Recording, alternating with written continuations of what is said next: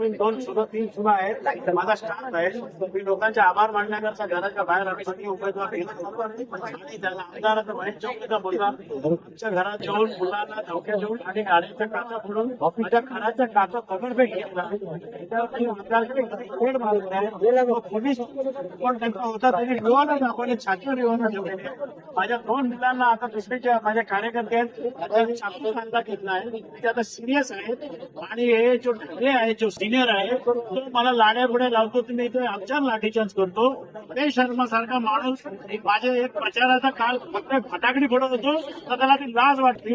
परंतु आज तिकडे जाऊन त्यांच्याशी गोडगोड बोलून आम्ही सांगितलं त्यांना हाकलून लावत आमच्यावर लाठीचार्ज करतो. कुठेतरी पोलीस कुठेतरी 100% हा डबे विकलेला माणूस आहे. आता सुद्धा तो दारू पिऊन आलेला इकडे आमच्यावरती लाठीचार्ज करायचा प्रयत्न करतो आणि जाऊन तिथे तिळगुळ खातोय, गोडगोड बोलतोय.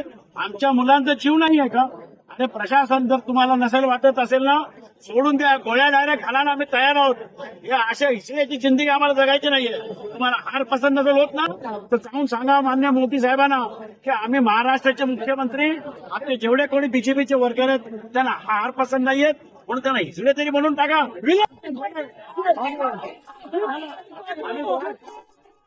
पण हे काय हार पसंत नाही.